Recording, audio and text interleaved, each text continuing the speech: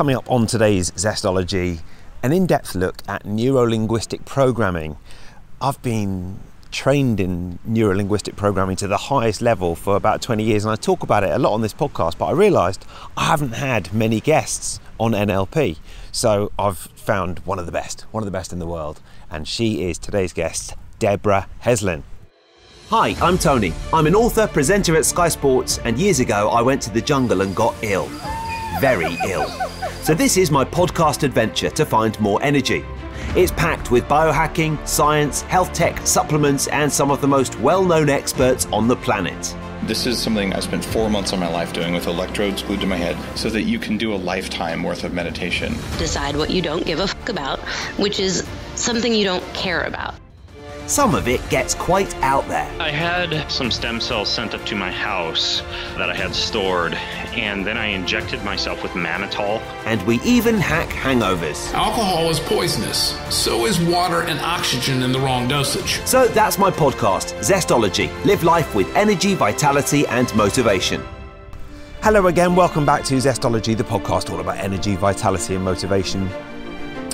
On the beach today, trying not to gloat too much. It's actually a chilly day here in Portugal, but when I started recording this podcast, I used to take it very seriously and sit in a studio and record the podcast intro. And then I thought I could sort of kill two birds with one stone and get out and do a bit of exercise while I record the podcast intros. And it actually seemed to resonate with people, and they quite liked hearing me out and about in London. And now I live in Portugal, so I get to do it on the beach, and I'm grounding at the same time. And today's podcast was recorded from here and from America with top NLP trainer Debra Heslin. I've talked a lot about NLP because it's certainly informed quite a lot of my professional career over the last 20 years or so. And indeed, I have one of the top selling books on Amazon on NLP. It's called Learn NLP if you want to go and check it out. And yet, despite the fact I've spoken quite a bit, on how it helps us communicate with ourselves and other people, it's a study of how people do things well, it's used in therapy and communication and sports psychology and sales and all sorts of other things, I haven't had many NLP expert guests. So that needs to change, starting with Debra Heslin. If you are in any way interested in NLP and what it can do for you and different ways of improving yourselves, then I think you'll enjoy this podcast. And I've always thought that people who are good at NLP are basically just good at communicating, and you can tell are just good at this stuff naturally. And I'm sure that's the case with Debra. Whatever discipline she had decided to sort of specialise in terms of helping people, I'm sure she would have been good because she's just that sort of personality. So here she is, Debra Heslin on Zestology.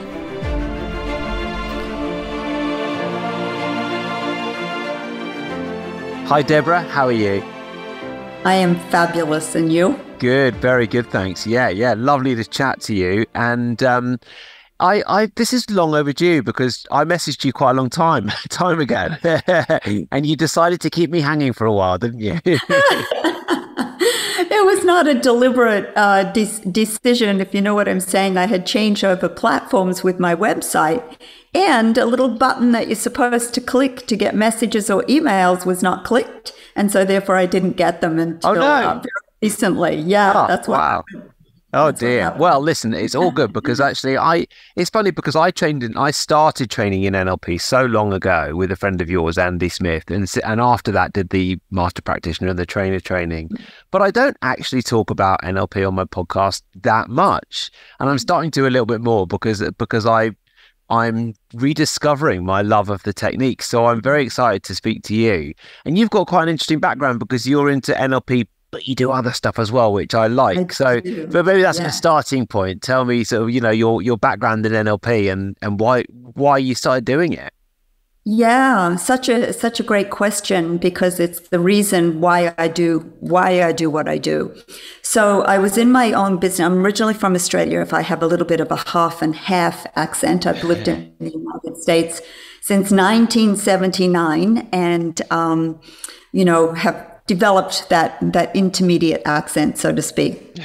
So I started off with my own business for about 18 years in New York. It was just a desktop publishing business, working with attorneys and accountants and doctors and things like that, right?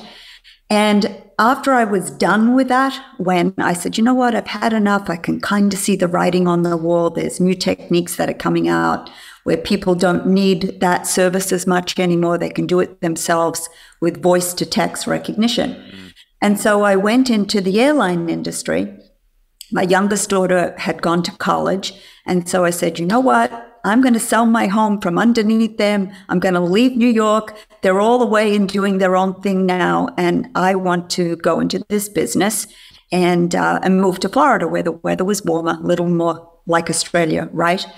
And so I ended up, I started out as a flight attendant, and then I ended up in a high corporate leadership role of running this little Australian, running John F. Kennedy Airport. Wow. For the flight attendants. Not sure how I got the role, kind of in a shock that I got the role. And after a while was like, what is going on in this position? And I got a lot of stress and anxiety, if that makes sense, from the day to day, the night to night, the 24/7 role. And that led me to wanting to understand the mind-body connection and how to basically control my state when I felt out of control. So it started with yoga. And from the yoga, I couldn't understand why sometimes I would cry, sometimes I would laugh. And it's like, this is weird. You know, I'm here to work out, but I was ultimately here to work in. Yeah. So that led me to start the work on finding some coaching courses. It started with life coaching and self-mastery. But I never really, honestly, Tony, I never really found the why behind the what until I was doing one of Jack Canfield's trainings. And he said, if you haven't done NLP, it's a must. It's the basis and the foundation for every single thing that we do, and ultimately how you want to live your life. So at that time, I'd already done maybe 15 different training courses and still hadn't found that oomph of understanding why I was doing what I was doing or what I was wanting to use with my clients. So long story short, I ended up taking an NLP training and I almost didn't go. I almost didn't go because I said, you know what? I've done so many trainings. What's the point in taking another one? And then I said to myself, well, you paid for it. You may as well just go and see if you could grab something from this training. And that turned everything around for me. It was the foundation. The practitioner training was the foundation. So I understood communication. I understood what somebody wasn't saying. I could understand perhaps what they might be thinking or feeling from watching their sensory acuity, et cetera, et cetera. Yeah. Sensory acuity is really powerful, isn't it? That we should explain that maybe a little bit later on, but it's essentially watching how someone reacts, mainly non-verbally, to see if what you're doing is actually working or to see if they're sort of changing state. But yeah, it's really interesting to hear your description of how NLP, and it's a great endorsement of NLP, that, isn't it? Yeah, really is. And, I don't know about you, but when I heard NLP, I was like, what is NLP? Yeah. What is it? And I Googled the internet, I looked up different stuff. And as it turned out, I believe that I ended up doing the same training from where Jack Canfield had taken his original training from. So I felt truly blessed. And of course, I went and learned and studied from the masters pretty much all over the world so that I didn't just I got curious to learn from everybody. Yeah. Yeah.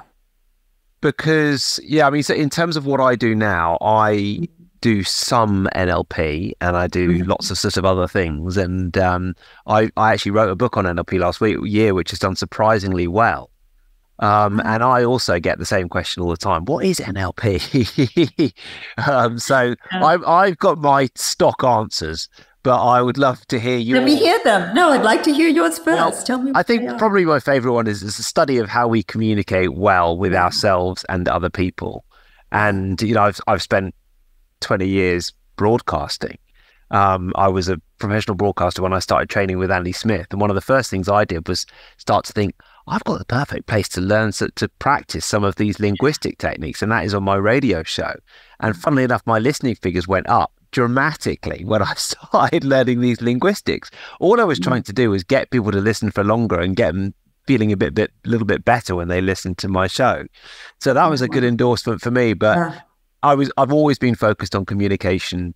And I might also say it's a study of how people do things well, and that refers to the modeling a little bit more. But what would you say in terms of NLP? Is really my favorite answer. What you just said then is really, if somebody can do something well, then you can model what they do, and you can do it just as well, or if not better, or faster, because you're able to replicate what the other person is doing. So to me, it's the study of excellence, right? And the excellence in somebody else. Or we could study somebody that is not really achieving the results that they want, and then wonder why we're also not getting them.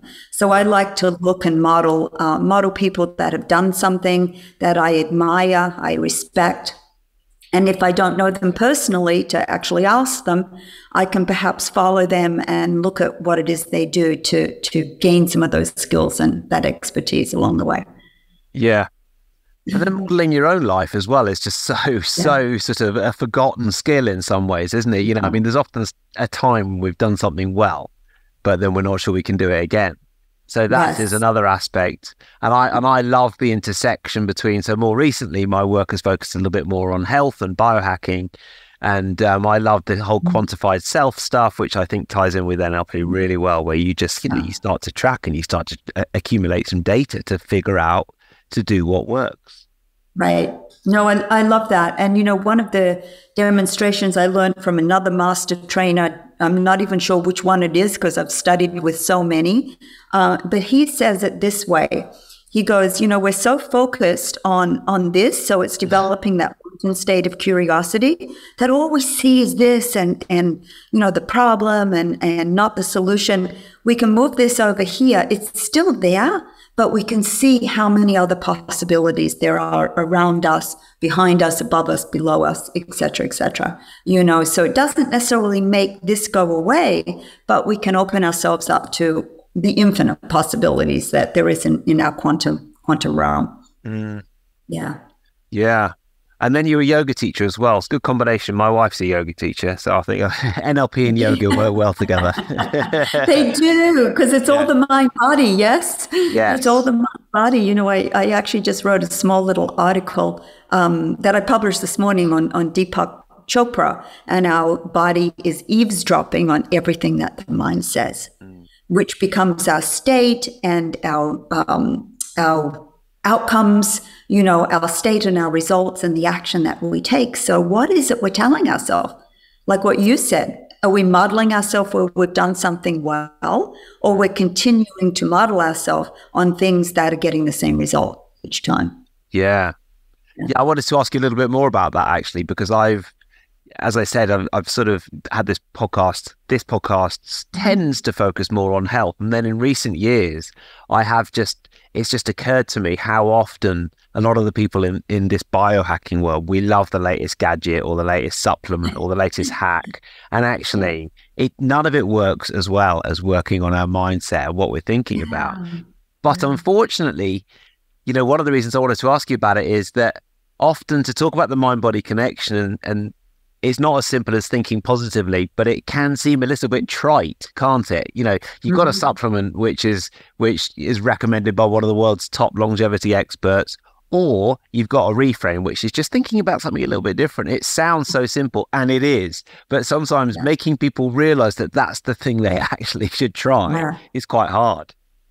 I love what you're saying there because, in the very beginning, you said, what else do you do besides NLP? I've done a lot of different studies and realms. And one of them comes from the HeartMath Institute, which is really about breathing and accessing the heart, our heart qualities, our heart values, which leads to, as you said, healthy mind, body, spirit, right? Mental and emotional thoughts. And we as human beings, if you want to refer to us as that, we get bored with the basics. So it's like, oh, give me the next thing, give me the next thing, give me the next thing. But if we go back to the very basics of breathing, breathing mindfully, what are we allowing into our internal world, right? Or are we, as NLP says so beautifully, at the effect of the external environment? And what does that do to our internal world, being at the effect of that external? Which ties into Robert Dilts and his logical levels, right? Yeah, I love the logic. That's pretty much my favorite stuff. Yeah. I mean, it's so I've put together this course which has basically merged NLP and health, and some of the more advanced stuff is logical levels, just because it's so powerful. There's so many ways you can apply it, and let's not go into it now. But for people who are interested, they can check out either of our work, and they can really sort of dig into that. Absolutely. One of the things I was interested to ask you is, so you went to the NLP training. Actually, let's just finish the story first. So then how did you go from there to being this sort of trainer that conducts all sorts of trainings, including with HeartMath and including practitioner and master practitioner, online and in person, all sorts of different trainings? What happened in between those two steps? Yes. So when I left the practitioner training, I was already a coach, already had clients. Some of them were from my corporate role when I worked in the airline industry. And, there were people that were, what are you doing? I notice a difference in you. What is it? It's kind of like that movie with Meg Ryan many years ago when she's chewing on the lobster and they go, I want to have what she's having. Yeah, that's right. They would start to ask me, what is it you're doing? I want to have whatever it is you're doing. So they became my first clients. And from there, I ended up with one attorney client, a female attorney client. Don't ask me how she became one of my clients. I'm not an attorney. And I started from when I graduated practitioner. I said to her, I want to use some of these new tools that I've learned, these new techniques. And after your successful completion of this and getting the results that you want, I want you to tell everybody about the work that you did with me. So I'm not going to charge you for this, but this is what I want you to do for me in return. So naturally, I picked somebody that I knew was ready, wanted to do the work, et cetera, and the change in her was so fast on her getting her results that she was an attorney that was very well known, very vocal, and so she referred a lot of people to me. So my business actually within about 3 months doubled, and my prices quadrupled. So I was on my path to getting speaking engagements, doing work in corporate America, and I had got some really great gigs, and mostly on communication and state. Because people think they know how to communicate. I thought I did, but my language to myself was depleting and also not very positive, where my focus was perhaps on more what I didn't want to happen instead of what I wanted to happen. So I was able to shift my mental focus and then learn how to teach others how to do the same thing. Yeah, brilliant. So some limiting beliefs that you worked on there and reframed a little bit. Yeah. And then, that's my favorite, limiting beliefs. It's my favorite. Yes. Yeah. The belief system, and especially when it comes to health, the belief system, the deep belief system can really hold us back. And I think it's a bit of a continual process as well. Like, I sort of think however much I still know I have some limiting beliefs to work on. They pop up and you're like, whoa, I thought I did that work, right? But that's, I always say to my clients, they're sitting right here on my right shoulder. They're always with me, and I want to recognize what they're saying. So that gives me the ability and the choice to change them even in the moment. And when we recognize, when we have that awareness, that's what I love about NLP. When we have that awareness, we're not in line with the direction we want to go. It's giving us information. Yeah. And I just want to say one more thing there, is once we've got that information and that awareness, a lot of people will then go, oh, I know that. All right, I know it. And they don't do anything about it. They don't take action, right? So like you were talking about the health. So now I'm aware of some of these things that I could or should be doing. I have that choice to do something about it and go in the direction that I want to go. Yeah. Interrupting this podcast for a moment to tell you that today's podcast is brought to you by my signature program, the Healthy AF Method. It's all about healing, optimizing and transforming your health with NLP and energy psychology. And if you go to tonywrighton.com/healthy, you will find all the details on the Healthy AF Method. It's taken me way too long to put this program together. Months and months of blood, sweat and tears to put the Healthy AF Method together. But what I wanted to do was combine mindset and health, and I think I've done that. If you fancy embarking on a health transformation, if you want to help your healing, if you want to live the Healthy AF lifestyle, and I know a lot of people who listen to this podcast do, elevate your health IQ and become your own health advocate. And if you're interested in NLP, Neuro-Linguistic Programming, the stuff I've been talking a lot about on this podcast for many years, then every lesson in the course is based on a different NLP technique, which I love. You'll get to set and achieve health milestones and spark your health creativity and conquer your health anxieties as well. So if you fancy unlocking advanced techniques and transforming your health, then go to tonywrighton.com/healthy. There's also a community which has been brilliant, actually. I'm really pleased with how that's going. That's a WhatsApp group where we've been having a little chat on there. And I just think the other thing to say is that the early testimonials that I'm getting from people who've been signed up to the course for the last couple of months have been gratifyingly nice. I'm so thrilled that people are finding it useful. So if you want to look at the most overlooked aspect of health, which is mindset, there's so many studies to prove how when you get it right, what's going on in your head, your health starts to improve. The link between mind and body is so well established, and yet it's the thing we ignore. Then go to tonywrighton.com/healthy, and I tell you what, if you use the discount code POD10, you can get 10% off. That is POD10. You'll get 10% off. tonywrighton.com/healthy. Now back to the show. I find the best way to get people to take action is to use some Robert Cialdini style accountability and commitment, and just force them into it by they have to WhatsApp me every day. And then I know if they haven't done it. I love it. Yeah. If they want an accountability partner, that's perfect, right? Yeah. And you gamify it a little bit as well. But there's something about the more public you make that commitment, and the more accountable you are, the more likely you are. I want to tell you a funny story there. So one of my clients, it was actually to do with weight and health, that was working on that many years ago, made a reward. I have a reward when they do their tasking that they've done. They set the reward for themselves. It's not like I give them a reward. They set the reward that they want to get. It might be a massage. It might be, for women, pedicure, manicure. For a guy, it might be take the day off to go fishing, something like that, right? And the accountability, one man set his one day that if he did not achieve what he's saying he's setting out to do and taking the action, he would run naked down one of the main streets in South Florida. So he knew he did not want to get that. So and I was going to hold him accountable. That's hilarious. Yeah.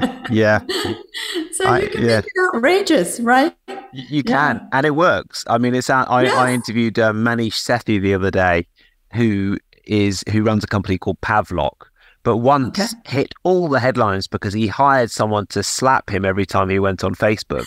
And guess what? He didn't go on Facebook very much. It hurt to get that slap. Yeah. That is so good. I love things like that. Yeah, go to the ridiculous. Otherwise, as we know again in NLP, if that pattern interrupt is not good enough, it's going to lead to that same behavior, same outcome, same attitude, same result. Yeah. What about the reputation of NLP is really interesting. I'm going on a podcast in a couple of weeks called Spirit Levels, which is in Australia. It's brilliant, actually. It's a new Australian podcast. And sorry about that. What's that? I just had a little timer thing go off. Don't worry about it. And they sent me a list of things they wanted to talk about, and they said, oh, we'd love to know why you're drawn to it, what it can do for people. And then I'm reading this email, the creepy reputation it can have as being a tool of manipulation by dubious coaches or PUAs, and also that we love you, that you talk about using your powers for good. So I wanted to ask about that, actually, because, it's what I've noticed is that my NLP book's probably in the top 2 or 3 best-selling NLP books in the world now on Amazon. But when you search for it, a lot of books around, quote, dark psychology come up at the same time. I don't even really know what dark psychology is, but it doesn't sound great. No, the dark doesn't sound good, right? No, it doesn't, no. No, for sure. Yeah. So I just wanted to ask about that topic. Yeah. So this is my belief on this, right? It depends on the person. There can be manipulation with anything. Like when we go to the chiropractor's office, right, we can get manipulated to have our spine adjusted, our neck adjusted. And to me, it's the person's intention. If somebody's intention is not 100% congruent in the direction that they want to use something, it can be manipulated, right? It can be manipulated with anything. There's evil in the world as well as there is good. So even to look at the darkness in the title of some of those books, Dark Psychology, even when there's darkness, light can be shined in. And when light comes in, there is no longer full darkness, right? So I always ask people, check your sources, check who the people are. What is it they're wanting to purchase and manipulate with you? You really cannot be manipulated unless you allow it.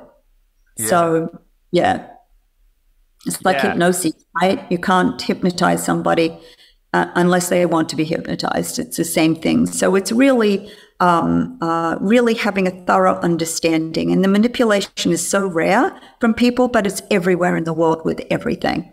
Yes. Yeah. It's totally about the intention, and whether it's NLP or any sort of communication technique, it could be used for good or ill. And actually, like, having a knowledge of these techniques is very helpful. One of the things I like talking about is pattern interrupts. And if you get a notification on your phone and then 20 minutes later you're looking at a video of a cat jumping into a rubbish bin on YouTube and you think, what was I doing again? Well, that's a pattern interrupt not really serving you. But then you learn about pattern interrupts and you think, I should switch off those notifications on my phone. Yeah, exactly. I love that. Yeah. It's so true. We can, just by watching some of the things on the news or certain programs that we watch, we are being manipulated there, either towards what it is we want to create or maybe into more depths of despair, right, with certain things that are happening. So to me, it's like, what am I allowing in to my mind? What am I allowing to come into me? So I'm always consciously aware of it, where I never used to be. And those things could affect either my state of being or my thought patterns or the results that I was wanting to achieve. So I like to be in charge of my own mind and therefore my own results. And that's probably why you have so much time to do these incredible courses that you do. Are you doing the sort of traditional 100-hour practitioner courses? Yes, I am. I have the pre-study. Now I'm doing them on Zooms. When COVID started, I actually used to, let me backtrack a second. I used to be the head in-house coach for one of the largest NLP training companies in the world, right? Oh. And I decided I wanted to go back to doing my own trainings and that full-time again, my own coaching, because I was spending a lot of time, doing that. And I resigned from that role 5 days before the pandemic shut down the world, pretty much, right? Yeah, 5 days prior. So my first thought, which is very normal, is to go, what the heck have I done? I can't believe this now, right? So I noticed what I was thinking, which led to my body going into an unresourceful state. I said, okay, how can I now turn this around into making this work for me and doing the work I want to do? Yeah. So Zoom came about with much more vibrancy than it was, a few years ago now. And I did my first NLP training online. I had 18 students from all around the world. One that signed up the actual morning from France, Wow. But you wouldn't have in a personal No, of course you wouldn't. class, you know. So I learned as we went, how to not only how to do the Zoom and everything, but it was fantastic, and the connection with those people. So I said, well, let me do more. Let me do my other trainings, the heart math trainings, lots of plus other things that I did, and that's how I mostly do my work now. I just taught a heart math training this past weekend, Friday and Saturday. There were 20 students from New Zealand, Australia, England, the United States, Canada, the Netherlands. Amazing. Yeah. Right. It is, yeah, it's incredible, isn't it? Because actually things like therapy, I mean, I've delved quite deeply into EFT, tapping. Yeah. And the person who basically taught me tapping insists that it works as well online as it does in person, which I still can't get my head around, but I believe it. Yeah, I believe it. So I know tapping. I love tapping. I'm not certified in tapping, but I know it well. And I'm also certified in havening, which is another way of putting yourself in a safe haven, right? It's wonderful. And when COVID first came out, you used to haven the other person until they realized you can do it to yourself. You can do anything to yourself. So now it's taught by self-havening yourself with all the same tools and techniques and principles.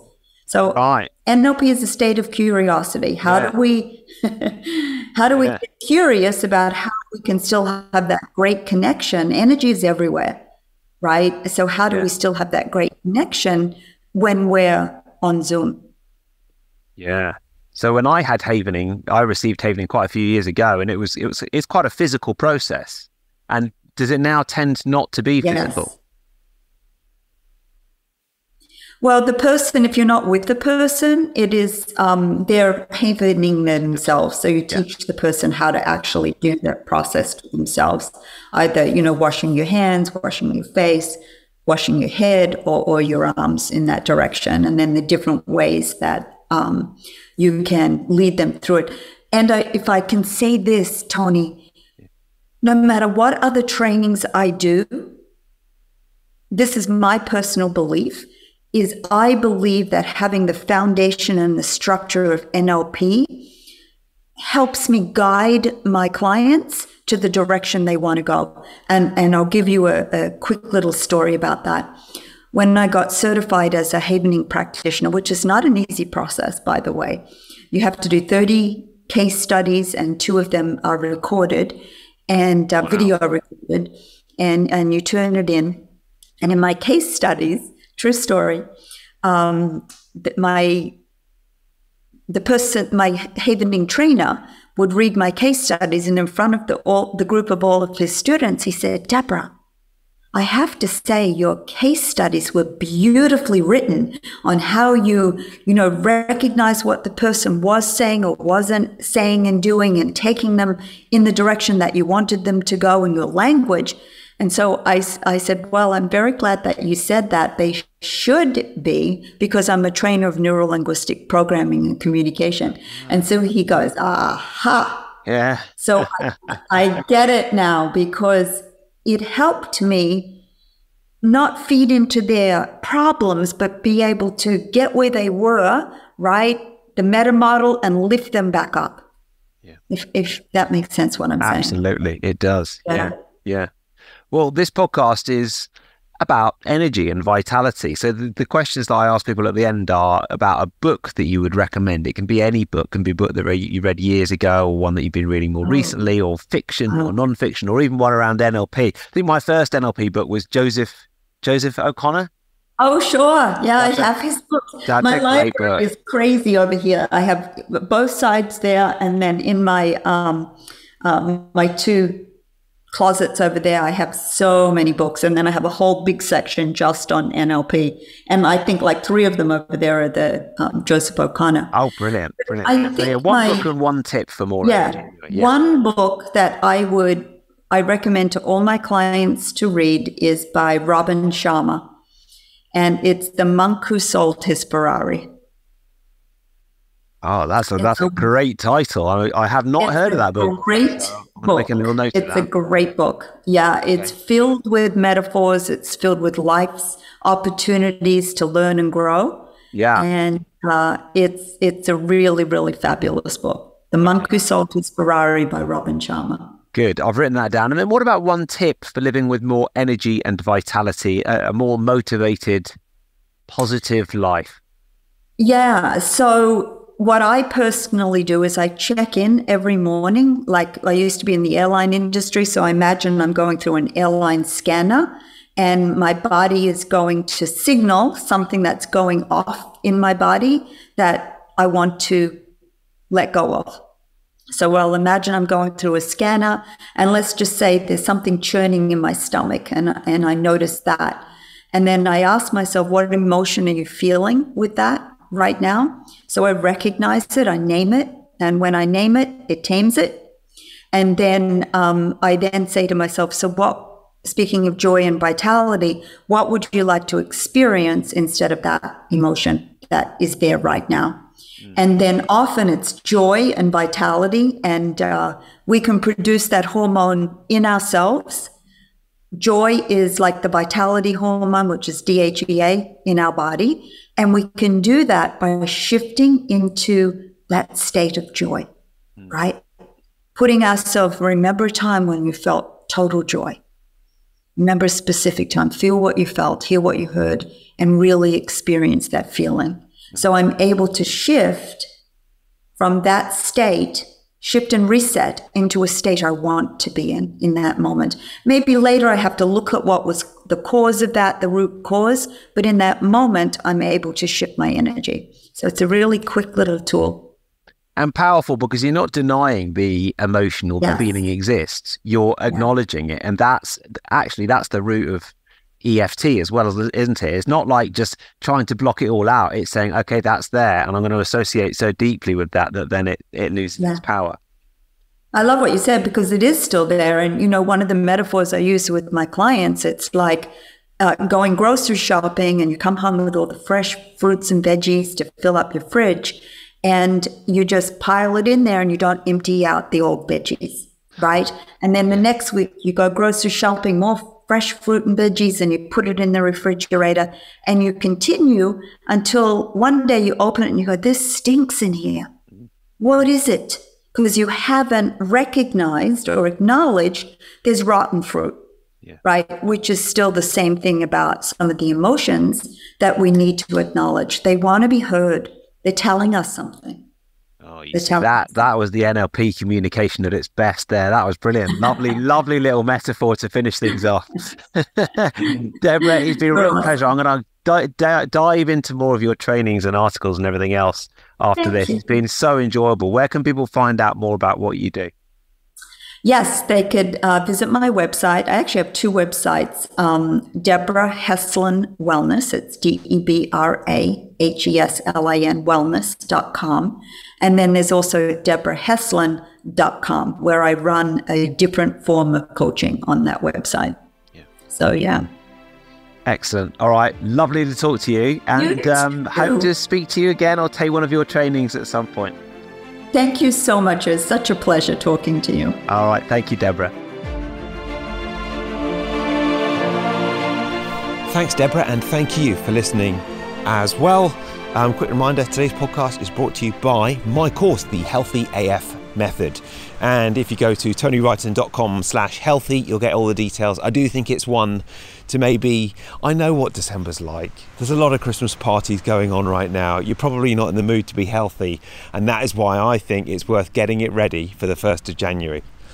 I've been publishing personal development books and self-improvement books for quite a long time now. And the spike in sales around Christmas time and after Christmas is amazing, because people do start to think, oh, yeah, all right, better get serious about that thing I wanted to do and I've been putting off because I've been going out for a few drinks over Christmas.